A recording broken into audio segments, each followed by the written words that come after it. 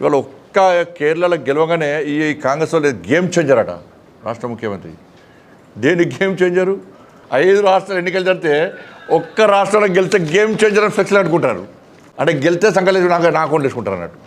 First Telangana గురించి ఆలోచించు. నువ్వు గేమ్ చేంజర్ అయితే కరీంనగర్లో గేమ్ ఆడినావు, కార్పొరేషన్ ఏమైంది నీ గేమ్? 2 ఎమ్మెల్సీ ఎన్నికల్లో గేమ్ ఆడినావు, ఏమైంది నీ గేమ్?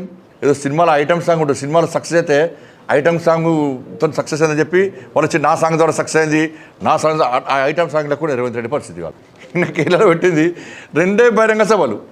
ఈ 2 బహిరంగ సభతో గెలిచిందారు కేరళలో. స్టార్ క్యాంపెయినర్గా రేవంత్ రెడ్డి కాబట్టి గెలిచిందని చెప్పి టీవీలు ఇస్తున్నారు, బ్రేకింగ్ ఇస్తున్నారు టీవీలలో. ఇక స్టార్ క్యాంపెయినర్ లిస్ట్ నాకు ఉన్నది, ఇలా పేరు చదువుతా. ఈయన పేరు 9వ పేరు, ఈయన పేరు రేవంత్ రెడ్డి పేరు 9వ పేరు.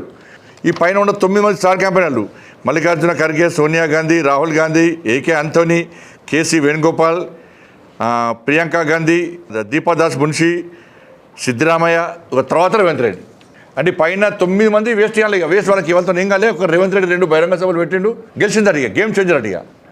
మరి నీ గేమ్ బయట రాష్ట్రం ఎందుకు పనిచేయాలి అని అంటున్నాను. నువ్వు ఒక్క రాష్ట్రానికి పోయి ఒక్క రాష్ట్రాన్ని నువ్వు గెలిపించి 10 బహిరంగ సభలు గెలిపిస్తే నువ్వు 2 బహిరంగ సభలు తెలంగాణ నుంచి మూటలు తీసుకుపోయి ఆడపోయి అప్పచ్చినావు.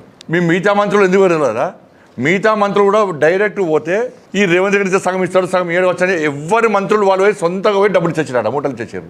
తెలంగాణ రాష్ట్రాన్ని మొత్తం సర్వనాశనం చేసి అప్పులపాలు చేసి నువ్వు ఇక్కడ పైసలు తీసుకుపోయి అక్కడ పెడితే నేను గేమ్ చేయను. తెలంగాణ లూటర్ అంటారు, నేను తెలంగాణ లూటర్ అంటారు. నేను